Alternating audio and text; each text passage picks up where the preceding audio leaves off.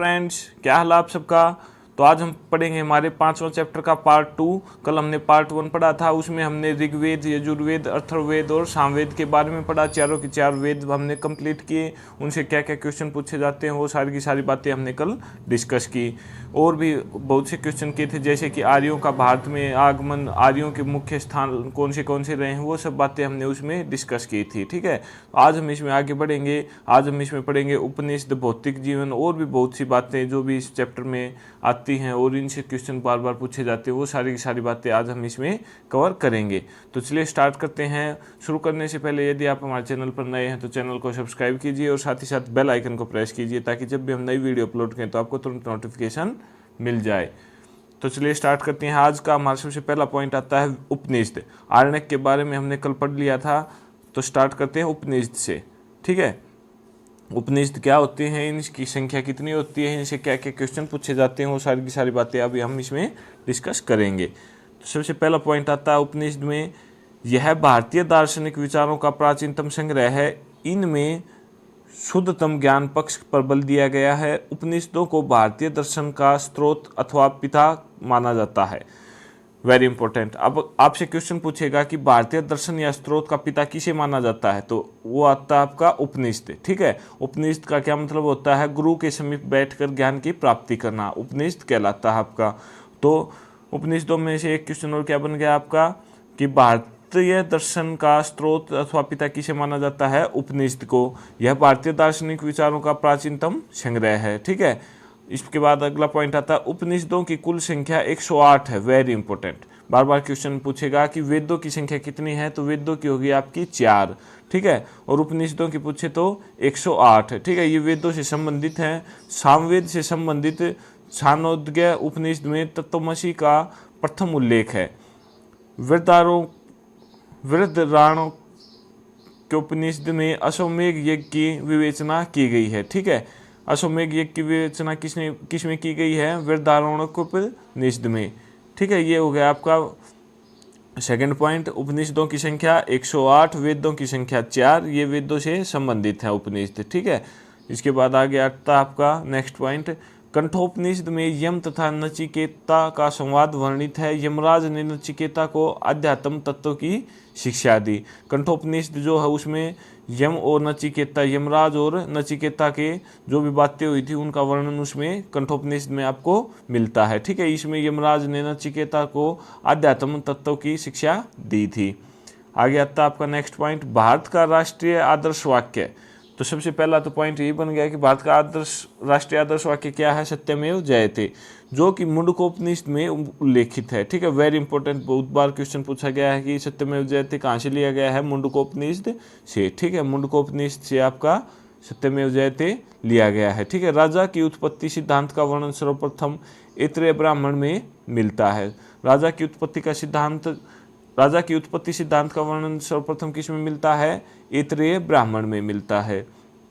ठीक है, next point आता है आपका, आर्य लोग जहां प्रथमतः बसे वह संपूर्ण प्रदेश सप्त सिंधु 7 नदियों का देश के नाम से प्रसिद्ध हुआ। इसमें अफगानिस्तान का भी भाग सम्मिलित था। ठीक है, आर्य लोग जहां पर सबसे पहले बसे, संपूर्ण प्रदेश में बसे, वह क्या कहलाया आपका, सप्त सिंधु, 7 नदियों का देश। यह बात हमें उपनिषदों से पता चलती है।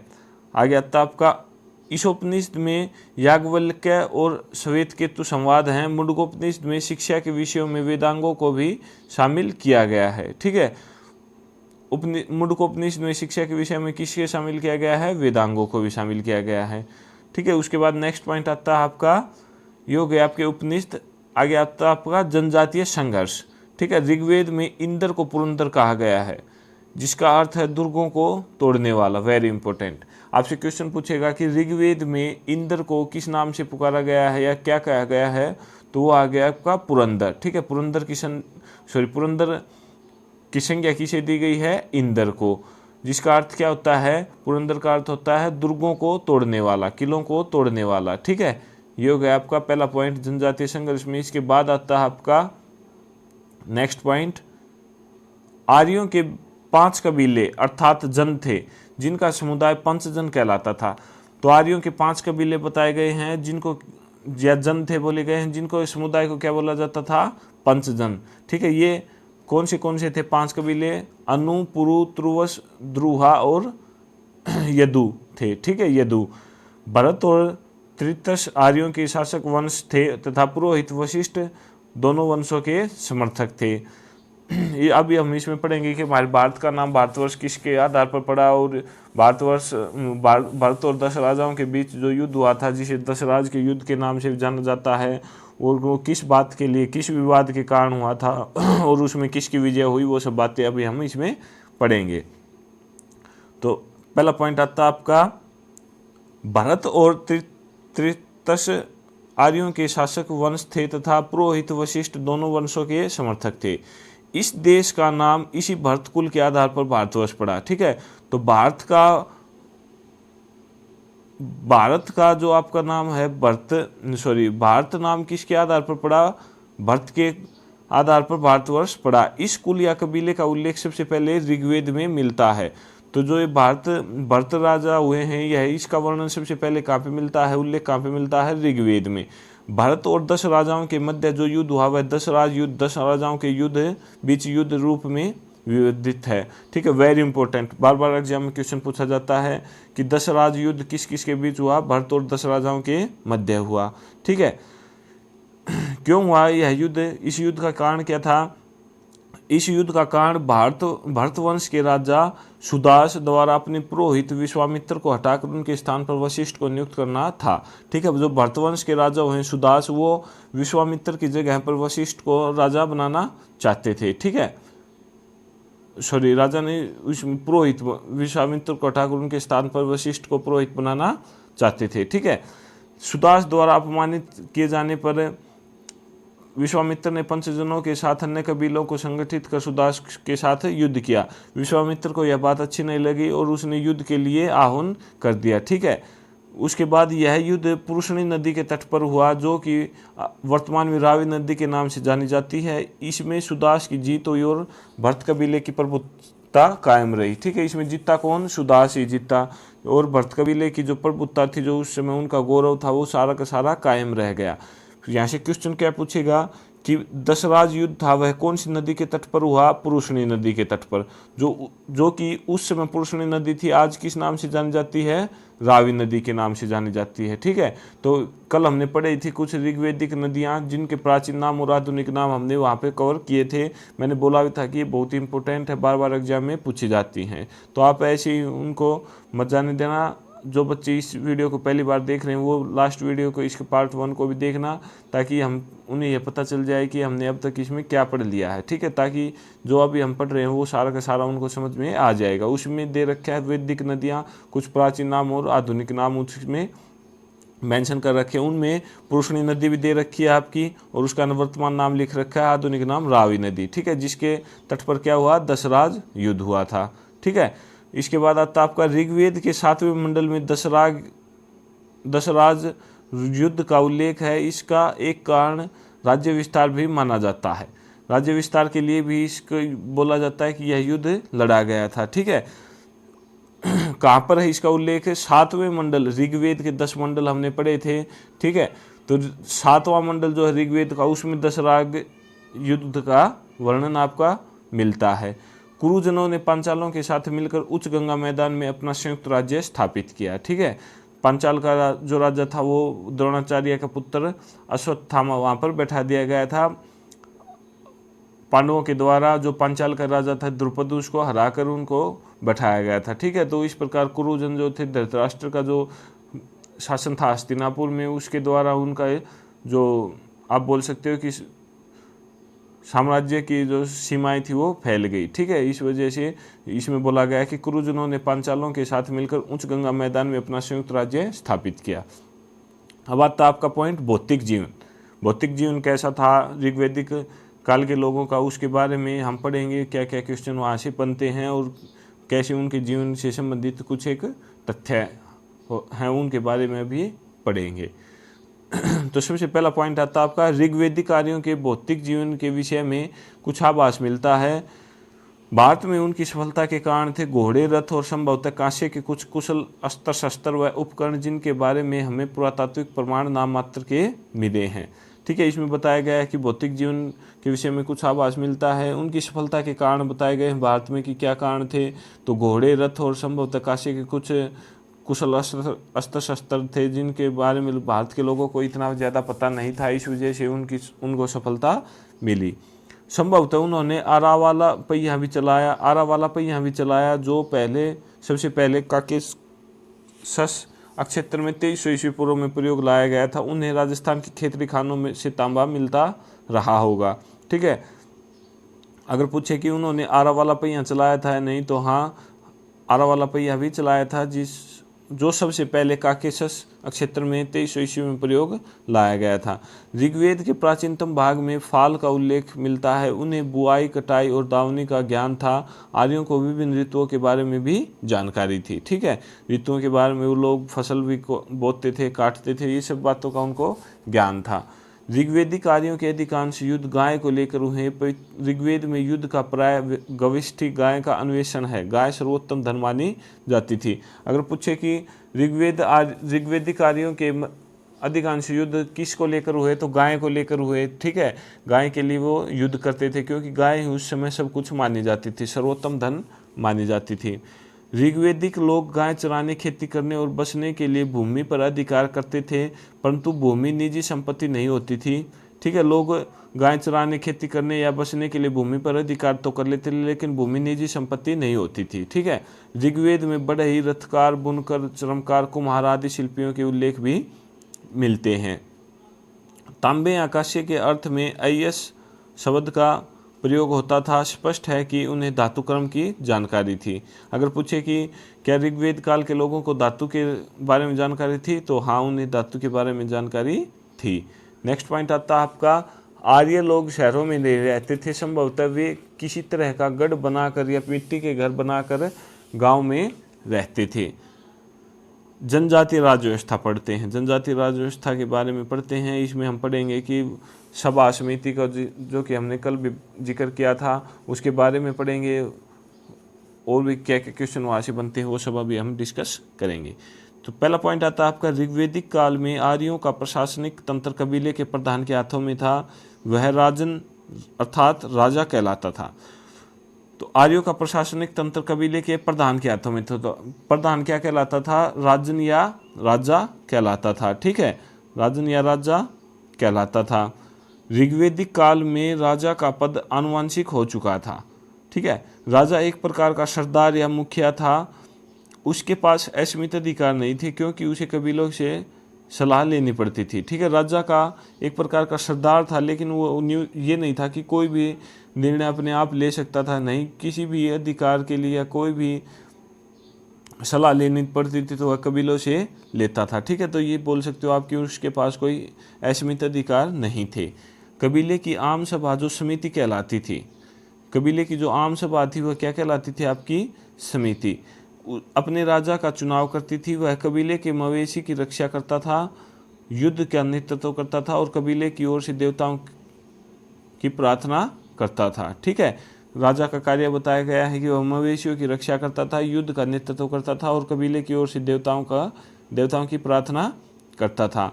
सभा, समिति, विदत एवं गण जैसे संगठन विचार विमर्श करते हैं तथा सैनिक और धार्मिक कार्य करते हैं। ऋग्वेदिक काल में स्त्रियां सभा और विदत में भाग लेती थी।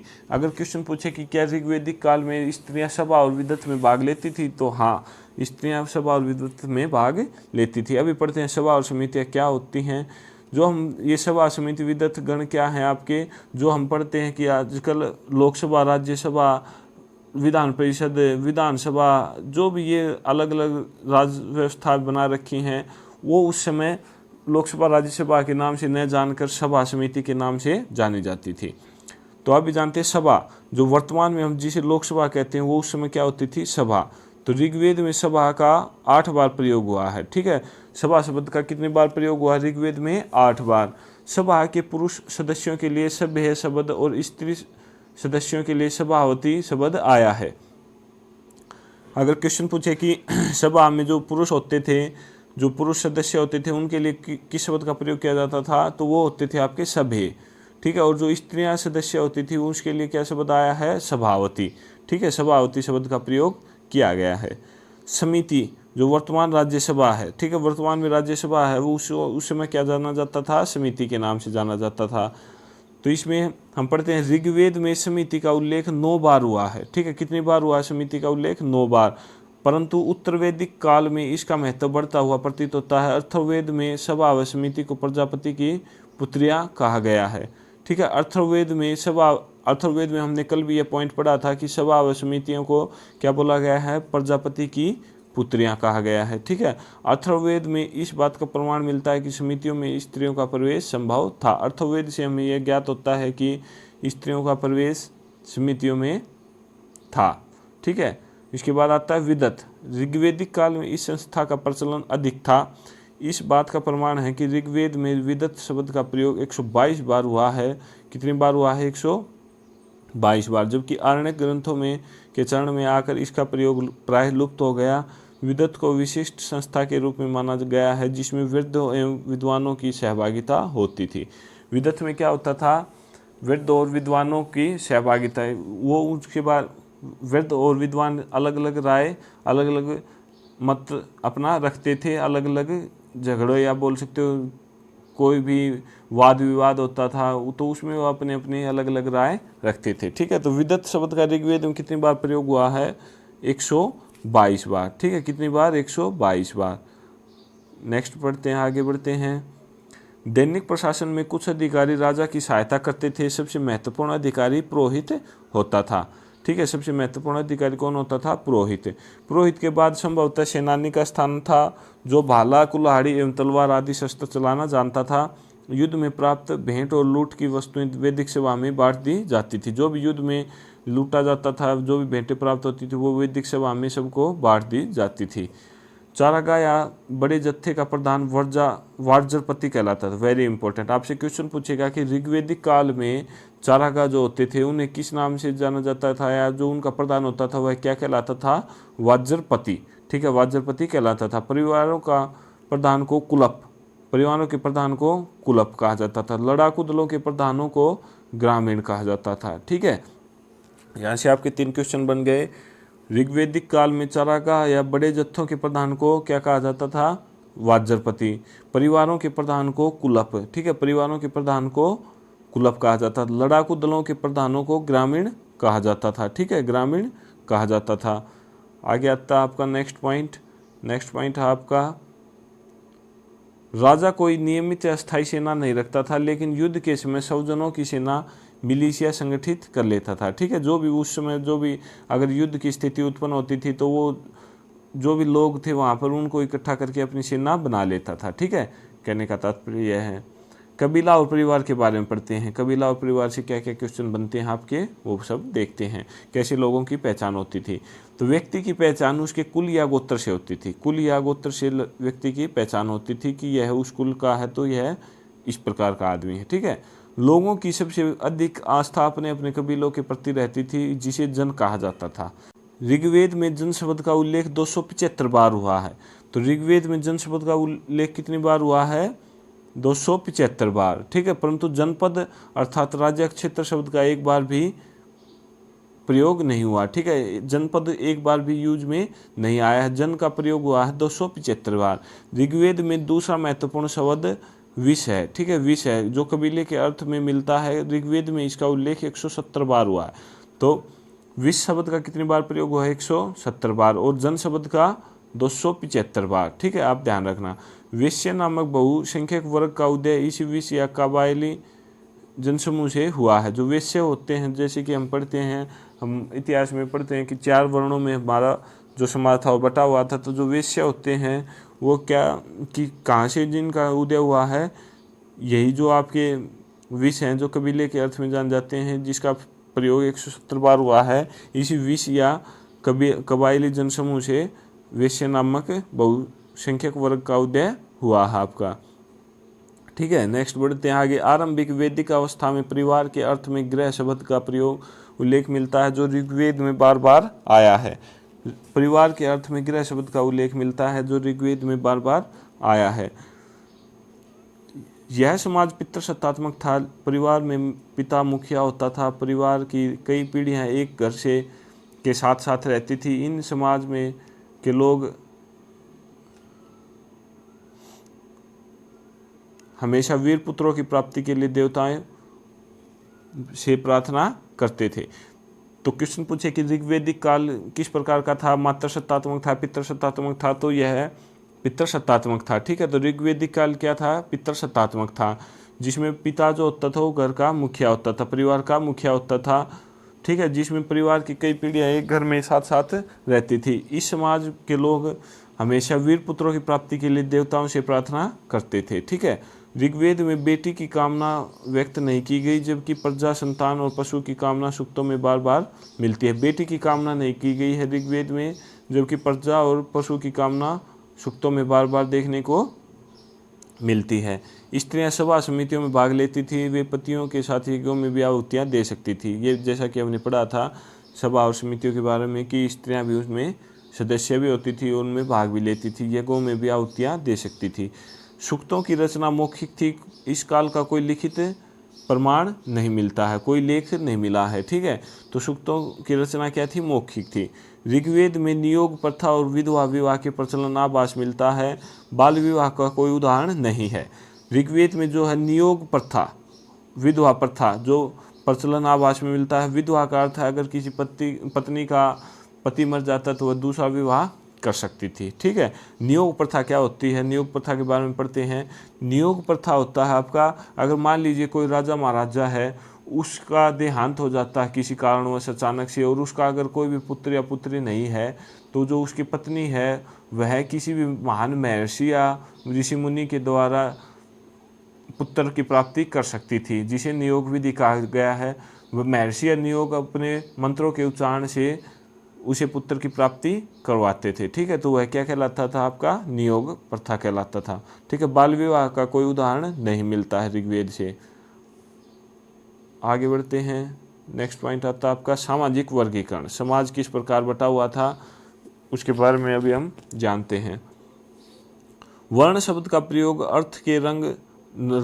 रंग के अर्थ में होता था। ऐसा प्रतीत होता है कि आर्य भाषा भाषी और गौर वर्ण के थे और मूलवासी लोग काले रंग के थे। ठीक है, तो जो आर्य भाषा भाषी गौर वर्ण के थे, जो मूलवासी लोग काले रंग के थे। ऋग्वेद में आर्य वर्ण और दास वर्ण का उल्लेख है। धीरे धीरे कबायली समाज 3 वर्गों में विभक्त हो गया, योद्धा, पुरोहित और सामान्य लोग, प्रजा। ठीक है, धीरे धीरे कितने वर्गों में विभक्त हो गया, 3, योद्धा, पुरोहित और सामान्य लोग, जो कि प्रजा थी। चौथा वर्ग जो शूद्र कहलाता था, इसका साक्ष्य ऋग्वेद काल के अंत में मिलता है। जो शूद्र थे उसका ऋग्वेद काल के अंत में वर्णन मिलता है। इसका सर्वप्रथम उल्लेख ऋग्वेद के 10वें मंडल में है, जो अंत में जोड़ा गया है। पहला और 10वां मंडल ऋग्वेद में सबसे अंत में जोड़े गए हैं, जो कि हमने कल पढ़ा था। ठीक है, इसमें इसका उल्लेख देखने को मिलता है। नेक्स्ट पॉइंट आता है आपका ऋग्वेद युग में व्यवसाय के आधार पर समाज में विभेदीकरण आरंभ हुआ। ऋग्वेद में किसी परिवार के एक सदस्य कहता है, मैं कवि हूँ, मेरे पिता वैद्य हैं और मेरी माता चक्की चलाने वाली हैं। भिन्न भिन्न व्यवसायों के जीवों को प्रजन करते हुए हम एक साथ रहते हैं। ठीक है, किसी परिवार का एक सदस्य के एक सदस्य ने ऋग्वेद में कहा है कि मैं तो कवि हूँ, मेरे पिता वैद्य हैं यानी कि डॉक्टर हैं, मेरी माता चक्की चलाने वाली हैं। अलग अलग व्यवसाय, अलग अलग कार्य हम करते हैं। व्यवसाय से जीवा को प्रजन करते हुए हम अपना जीवन जीते हुए हम एक साथ रहते हैं। ठीक है, आगे आता आपका एक चार्ट दे रखा है, वैदिक काल में प्रयुक्त शब्द। तो वैदिक काल में कुछ शब्द प्रयोग किए गए हैं जो उस समय किसी अन्य नाम से जान जाते थे और वर्तमान में हम उनको किसी अन्य नाम से जानते हैं। ठीक है, तो उसके बारे में हम पढ़ते हैं। ये चार्ट क्या दे रखा है उसको हम अभी पढ़ते हैं। तो सबसे पहले आता आपका गाय। गाय को उस समय क्या जाना जाता था, किस नाम से जाना जाता था, अघन्या, जिसका वध न हो। ठीक है, गाय को बहुत ही पवित्र मानते थे। गाय के लिए ही जैसे कि हमने पढ़ा कि उस समय युद्ध भी हो जाते थे। ठीक है, तो गाय को सबसे पवित्र माना गया है। तो उस समय उसको किस नाम से जाना जाता था, अघन्या, जिसका वध न हो। दूसरा आता आपका राजा। राजा को गोप्ता के नाम से जाना जाता था। अतिथि गोहंता, गोहन। धनी व्यक्ति गोमत, समय गोधली, दूरी गवयुति, नाई वाप्ता। ठीक है, आगे बढ़ते हैं। बढ़ई तक्षण, युद्ध गविष्ठ गेशु गम्य पुत्री दुहिता जुलाहा तंतुआय हलवाहा किवास, ठीक है। अनाज कोठार शिथवी, अनाज धान्य, मरुस्थल धनवय, उपजाऊ भूमि उर्वरा, ठीक है। आजकल हम उपजाऊ भूमि के नाम से जानते हैं, उस समय किस नाम से जाना जाता था? उर्वरा के नाम से। पशुचारण योग्य भूमि खिल्य, बड़ी नहर कुल्या, हल से बनी नालियाँ सित्ता, हल के लिए लांगल, गोबर की खाद करीश, ठीक है। आजकल हम जो गोबर की खाद जिसको बोलते हैं वो करीश के नाम से जानी जाती थी ऋग्वेद काल में। ऋग्वेदिक देवताओं के बारे में पढ़ते हैं, ठीक है। ऋग्वेदिक देवता बोगाज कोई अभिलेख 1400 ईस्वी पूर्व में अनेक वैदिक देवताओं मित्र, वरुण, इंद्र, नासत्य का उल्लेख किया गया है। इन देवताओं का उल्लेख ऋग्वेद में भी किया गया है, ठीक है। तो ऋग्वेद में मित्र, वरुण, इंद्र, नासत्य जैसे देवताओं का प्रयोग किया गया है। ऋग्वेद में सबसे अधिक महत्वपूर्ण देवता इंद्र है, वेरी इंपॉर्टेंट। ऋग्वेद में सबसे महत्वपूर्ण देवता किसे माना गया है? तो इंद्र को, ठीक है, जिसे पुरंदर अर्थात किले को तोड़ने वाला कहा गया है, ठीक है। तो सबसे महत्वपूर्ण देवता कौन सा हो गया? इंद्र, जिसे पुरंदर या किले को तोड़ने वाला कहा गया है। इंद्र पर 250 सूक्त हैं, 250 सूक्त हैं। इंद्र को वर्षा का देवता माना गया है, जो वर्षा कराते हैं, ठीक है। तो वर्षा का देवता किसे कहा गया है? इंद्र को, आप ध्यान रखना, ठीक है। आगे बढ़ते हैं। अग्नि का दूसरा स्थान है, इस पर 200 सूक्त हैं। अग्नि की भूमिका जंगलों को जलाने, खाना पकाने आदि कार्यों में थी, ठीक है। अग्नि का दूसरा स्थान, पहला किसका है? इंद्र का। आगे बढ़ते हैं। नेक्स्ट पॉइंट आता है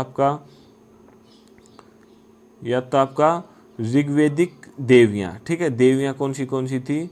सावित्री, सूर्य को प्रमाण कार्य क्षेत्र बांटे गए हैं उनके।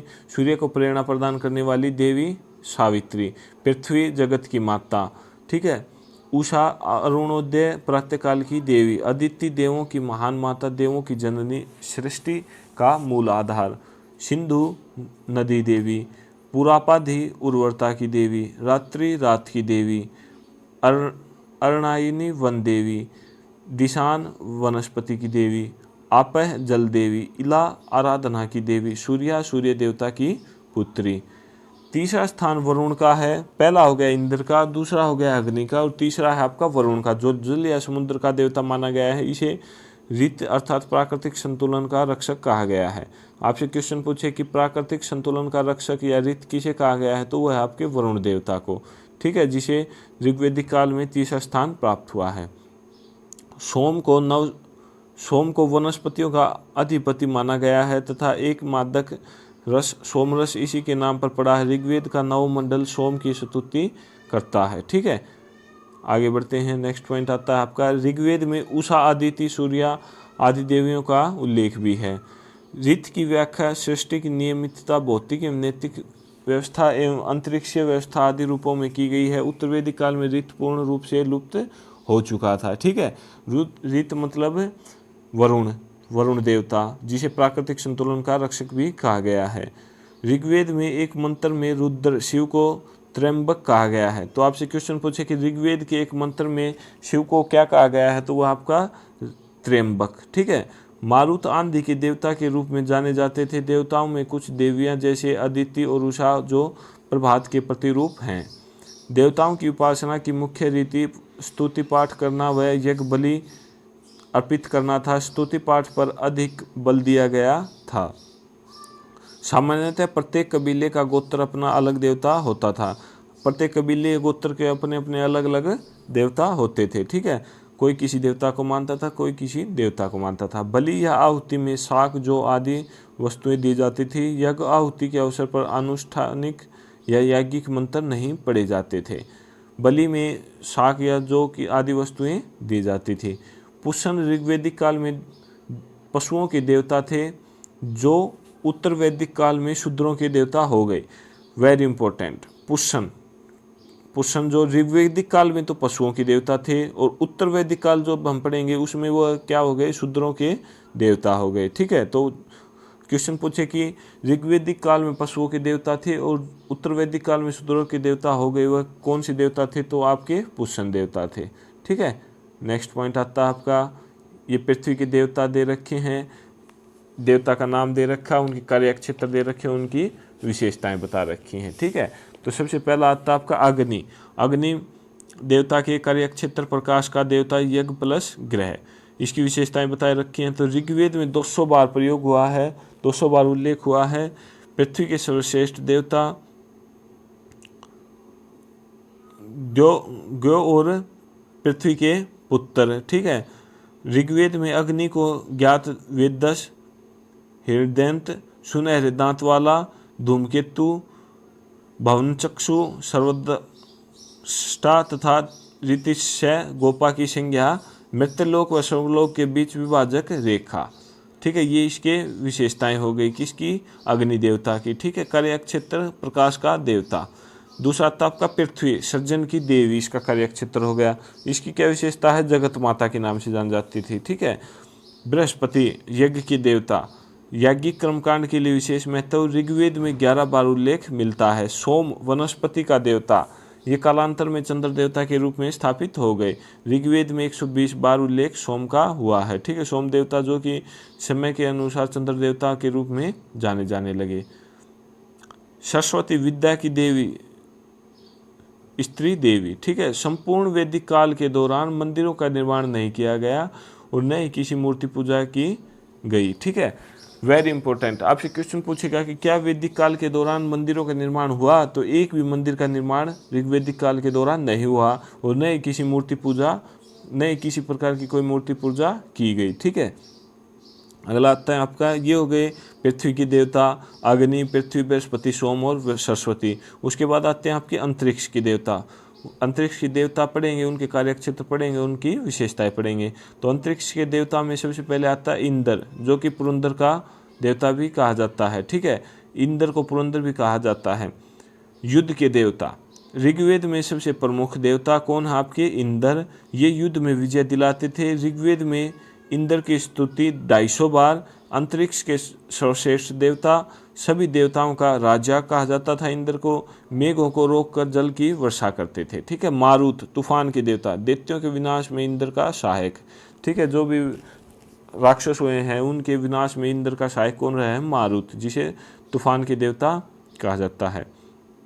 रुद्र, पशुओं के देवता, अतिक्रोधी स्वभाव, मंगलकारी व अमंगलकारी दोनों रूप में। मारुत और अश्विन के पिता, औषधि चिकित्सा के संरक्षक। अथर्ववेद में भूपति, नीलकंठ।